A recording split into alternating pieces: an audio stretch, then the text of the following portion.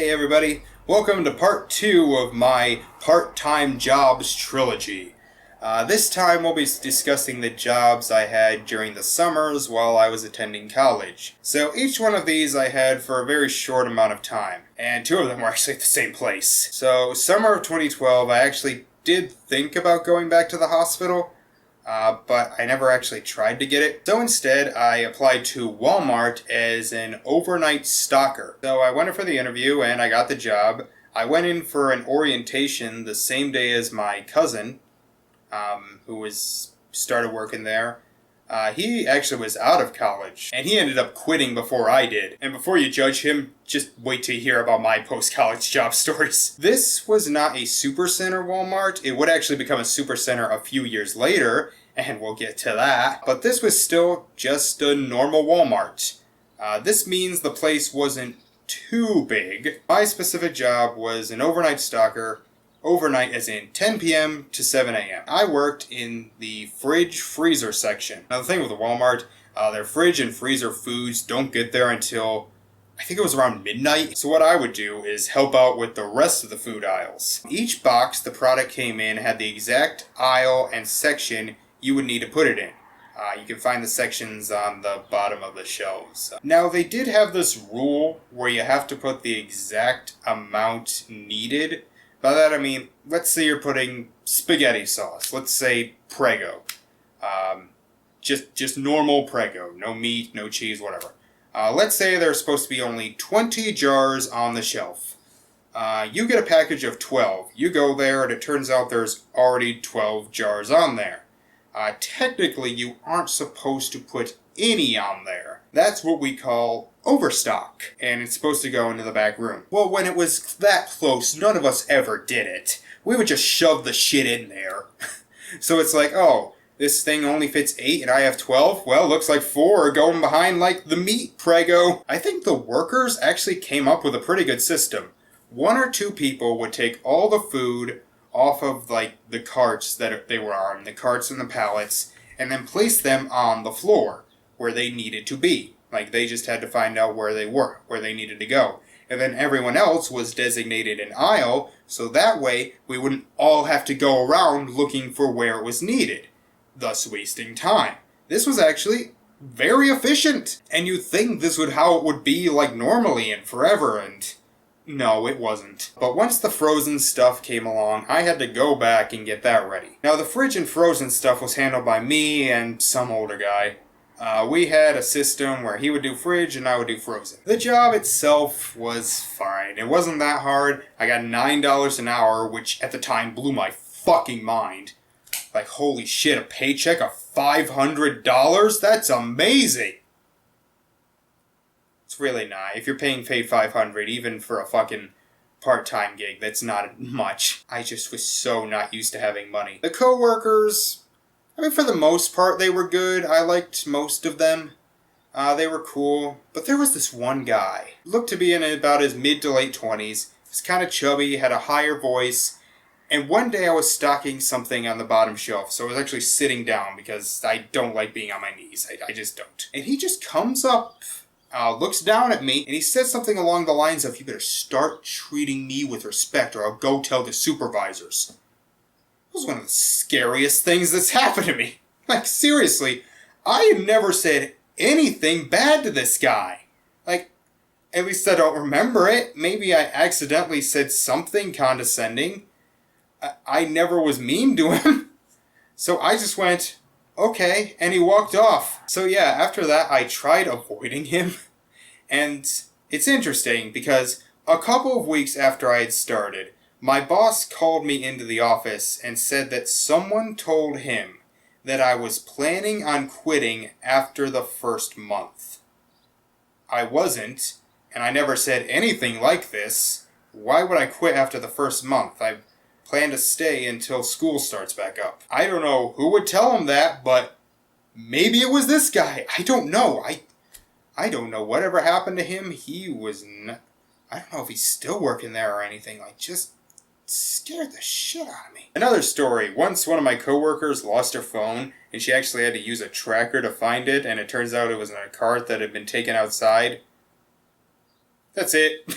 That was just a fun little adventure we had. One time I was stocking in the juice aisle and I noticed some red stuff splattered on the shelf and the floor. Most of you are probably thinking, no, it's juice. And it was, but the way it looked like blood. Like, just the way it was splotched and smeared everywhere, it just didn't look like juice. Because juice is much more liquidy than, like, blood. Like, blood can smear. Juice would just all go, like, down into the aisles, wouldn't it? Alone, like, smear on anything. But no, it turned out to be juice, so we actually had to test it. We had to get some samples and test it. DVDs and Blu-rays are very easy to steal.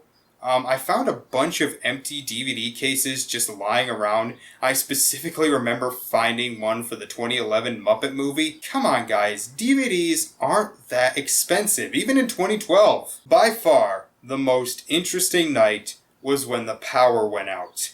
A huge storm had hit. Like, I was sleeping the whole time, so I missed it, but it had knocked out power to the building, and they couldn't get a new generator till the next morning, so the store was closed. Employees had a choice on whether they wanted to stay and help or go home. I stayed because why the hell not? So what did we do? Well, first we stocked the food shelves all by flashlight. It was actually kind of fun. Then, because the freezers weren't working, we had to gather up all the food from the fridge and freezer section and throw it all out. Okay, not in like the garbage, but so they could take it all back to headquarters to see how much was lost. And of course, that means all the work I did the night before was ruined. They ordered like a dozen large pizzas, and we spent a bunch of time riding around in those little motorized carts because we basically got the place to ourselves in pitch blackness. So our breaks was fun. But one other thing happened that night. My boss called me into his office, sat me down, remember it's fucking pitch black, and said, I quote, "The effort isn't always there." He just flat out told me I was doing a bad job. Now, I took this as meaning I was too slow. So the next night, the power's back and me, as the freezer guy, has to restock the entire frozen section by myself. So of course, I went as fast as I possibly could. And near the end of the night, I'm doing a fair job, all things considered. But then he calls me back and explains that my problem wasn't that I wasn't going fast enough, it was that I was leaving the freezer a complete mess. I'm like, okay, why didn't you just say that then? Well, anyway, that was mostly it for the overnight stalker position. Only other thing I'll mention, I saw some of my old high school classmates, and this was after I dropped, like, a ton of weight. Like 80 pounds since I saw most of them. One, who I ate lunch with every day junior year, he was coming up the aisle, and I noticed him, and I'm like, hey man, and he just looks at me like, hi. And I'm like, it's Kyle Northrup. We hung out with each other every day. And he just was like...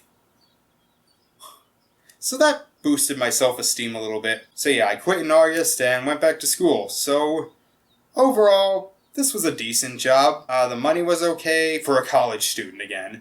It wasn't too difficult. The coworkers and managers were fine for the most part. And at least had some fun adventures and stories. So now we're in summer 2013. I did not want to go back to Walmart, so I tried getting some other jobs. None of them worked out. I know I at least got an interview for McDonald's, but they wouldn't hire me, which surprised the hell out of me. So about halfway through June, I go back to Walmart. This time as an unloader from 4 p.m. to 1 a.m. I hated this job. Like, I really passionately hated this job. Unloading the trucks was one of the hardest, most boring, most physically painful jobs I can imagine. This is a job that needs to be automated. Like, I don't think any actual unloaders will care. So yeah, we come in at 4. Like, once a week there'd be no truck, the no truck day. But most of the time we get in, someone gets in the truck, push the shit on a rolling line, everyone pushes down, everyone's given a specific area, like food, health and beauty, pets, whatever. Most of them are in boxes, so you have to read these little number letter combinations that are so small, and then remember what each letter number combination means. I mean, obviously some of it was easy. So you pick it up, you put it on a pallet or an L cart or a ladder cart. L cart, one of those. Ladder cart, one of those. You just look it up. You have to make sure nothing gets crushed and they don't fall over. It's fucking hot. And you do this for about 2 hours at the least. And the only thing you can do, sometimes they'd play music. Other times you just had to, you could talk with your coworkers, but we'll get back to that. After we're done, which again takes 2 fucking hours at the least, you then get your break, you come back, you start taking the pallets out for the stockers. And then you spend the rest of the night worrying about overstock. So if a stocker brings overstock back, you have to find out where to put it in the back room, using some stupid scanner that never wants to fucking work right. And if someone comes back and asks you for something a customer wants that wasn't on the shelf, you gotta be able to find it for them. And also, sometimes we would also help with stocking if we could, which were probably the better parts of the job. I fucking hated this position. I fucking hated this so much. I don't even really have any interesting stories. I just wanted to vent about how much I hated it. I made less than I did as a stocker. It was harder. My legs and back hurt all the time. And I was 20. I can't imagine what it'd be for a freaking 40-year-old. And again, it was fucking hot. It's freaking summer. There's like very little air conditioning in the back. Yeah, we opened up like the doors to the outside, but those barely did anything. Most of the time we had to wear dress pants or jeans. I wore shorts once, and I just felt out of place. How about the coworkers? I mentioned them earlier. They're pretty much the only people you can talk to for 2 solid hours. I mean, they were nice enough. I can't remember any of them being an asshole, but most of them were rednecks. Like, they were mostly white trash motherfuckers. And I just couldn't find much in common with them. Like, one day, I specifically remember them talking about Movie 43 and how they thought it was absolutely hilarious. And I'm not saying they're bad for having that opinion, like what you like, but I just knew I wasn't going to connect with these people. Like, I like the coworkers way more the previous year. Because I started late, and I actually had to be back to school early because I became an RA, and we had a 2-week orientation. In fact, I actually had to leave even earlier than that because me and my family went to New York in early August, so I think my last day was like the 2nd or 3rd day of August. So I was only there for like a month and a half. Even in that month and a half, it was awful. Yeah, the pay was worse, and also just the hours were worse. Like, at least if you were the overnight shift, you could maybe do some stuff before you have to go into work. With this shift, you were working at the time anything interesting is happening. I go back to school for my junior year, my absolute favorite year at college. That, year span from, August 2013 to August 2014 is probably my favorite 12-month span I've ever lived. I will die happy if I have one more year that matches that 12-month span in quality. Near the end of it, my mom told me about a job at the hospital again in the radiology department. The name of this job was a film radiology librarian intern. So I get the interview a few weeks before school ends and got the job pretty quickly. I think I started the day after Memorial Day. This job was amazing. It was so amazing. The pay was, again, fine for a college student. It was a normal 9 to 5 shift with an hour for lunch. The boss, she wasn't very good, but I never had to deal with her that often. I only ever saw her when I was getting my paycheck. She wasn't, mean or rude or anything, but she was one of those, she was a robot. She'd say all the things you're supposed to say, but with, no emotion, no feeling behind it. She was one of those bosses. So with a title like Film Radiology Librarian Intern, seriously, that was the official title, you would expect it to be a desk job, working on a computer. Nope, all I did was throw out old x-ray files. All summer, that's all I did. You see, by 2014, they had done all their x-rays via computer, but they had all these old x-rays from years ago that we had to throw out because they had transferred them all to computer. So we basically had to go through the files and find any from before 2006. Why 2006? I don't know. And if they were from before 2006, we threw them away. The only exception is if they were still under 21. Again, I don't know why. I worked with one other person, and a lot of the time we weren't together. And that means I got a lot of time by myself, which made me very happy. I'm an introvert. I like being by myself. That means I could watch stuff on my tablet. I could listen to music a lot of the time. It was so nice. The job was so easy. And we also got to do it at like 3 different locations, all pretty spread apart. One, of course, was at the hospital.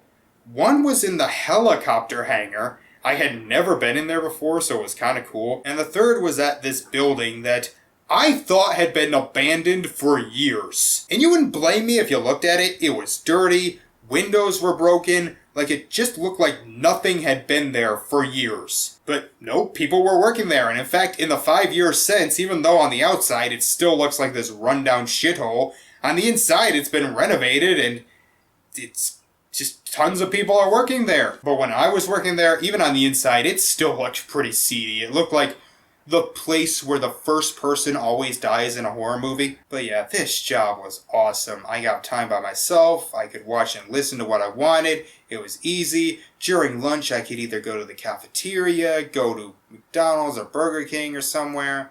I could even go home if I wanted. I would sometimes just go home and charge my tablet so I could watch more stuff when I got back. Oh, actually, here's a funny story. My original film exaggeration on American Hustle, the one I released in August of 2014 before I redid it a few months later, I actually filmed that during my lunch break. Yeah, I went home, got a quick snack, went upstairs, filmed it, and then went back to work. Nothing but professionalism here at North is Up Productions. So yeah, this job was kind of uninteresting, but that's one of the reasons I loved it. Like, I actually did feel bad when it was time to quit. In fact, my coworker, who was also basically my supervisor, let me leave early on my last day. And I still kind of miss that job. I don't think they do it anymore. But yeah, I asked my mom and she's like, no, they don't post that job anymore. I guess they ran out of x-ray files. I mean, 2006, I can't remember I think the latest year was like 2008, so 2007, 2008, maybe they did run out of x-ray files. So yeah, that ends the college jobs and also the last job, at least part-time job, that I can say I actually liked. Because tomorrow, we'll be talking about my post-college jobs. 3 part-time positions that I held over the course of 11 months. Thank you all for watching. See you tomorrow. Bye.